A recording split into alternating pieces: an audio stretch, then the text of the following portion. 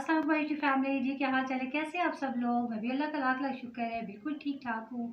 तो स्टार्ट करते हैं जी आज का व्लॉग। गर्मी बेहद है, लिहाजा कुकिंग के व्लॉग है जो वो मैं कम से कम कर रही हूँ। उसके अलावा बाकी बहुत चीज़ें आपके साथ शेयर कर रही हूँ आजकल कम टाइम भी, ठीक है जी, ताकि आपके पास भी ज़रा कम टाइम है। तो किचन में तो वैसे भी मैंने आपको बताया कि ज़्यादा रहने वाले दिन नहीं, बहुत हफ्स के दिन है। तो आज छोटी सी बात आपके साथ शेयर करी थी। बात बहुत छोटी सी है, लेकिन उसके बेनिफिट्स इतने मिलेंगे अगर आप लोग अमल कर लेंगे कि आप लोग कहेंगे वाकई बात तो मैंने बहुत मामूली सी बात की है, आम सी बात की है, लेकिन अगर आप सोचेंगे उस पर अमल करेंगे तो बहुत ज़्यादा आपको फ़वाइद मिलेंगे इसके। तो पहली बात ये थी मेरी, और ये डेली मैं आपके साथ कुछ ना कुछ शेयर करूँगी इंशाल्लाह ताला।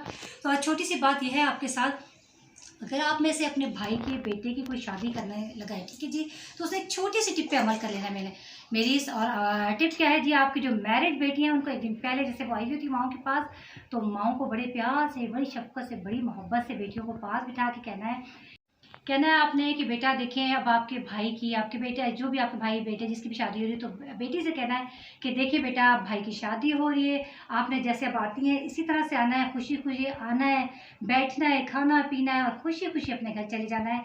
और आपने ये नहीं करना, बेटियों को समझाना है कि आपने ये नहीं करना बेटा कि आप आएँ और आप देखें कि भाभी अगर अपने रूम में है और अम्मी काम कर रही हैं, तो आके, जैसे मोस्टली घरों में ऐसे होता है कि बेटी कहती है अम्मी आप काम कर रही हैं, भाभी बैठी हुई हैं।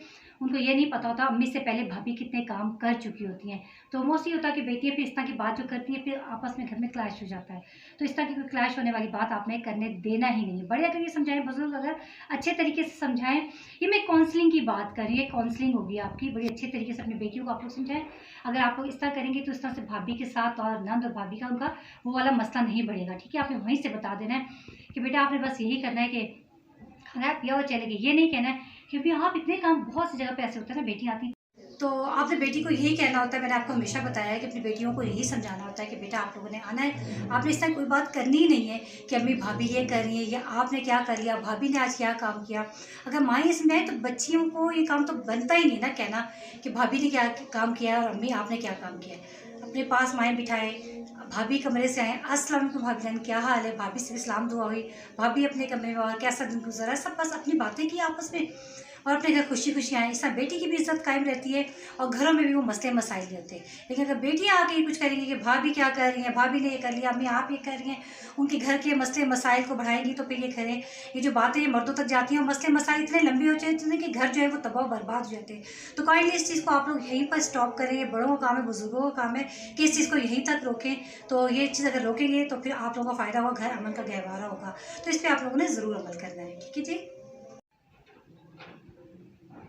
सोशल मीडिया पे जो हम लोग अपलोड करते हैं ना वीडियोस, तो फिर मैं चाहती हूँ कि उनका कुछ ना कुछ मतलब निकलना चाहिए, कुछ फ़ायदा मिलना चाहिए लोगों को। ये तो नहीं हमने वीडियोस देखी, ये कि व्लॉगिंग हम लोगों ने जो कह रहे हैं, देखिए हमारी व्लॉगिंग से भी फ़ायदा होना चाहिए आपको।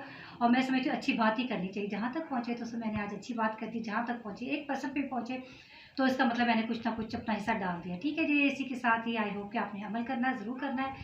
और नेक्स्ट वीडियो तक ओके जी, अल्लाह हाफिज़।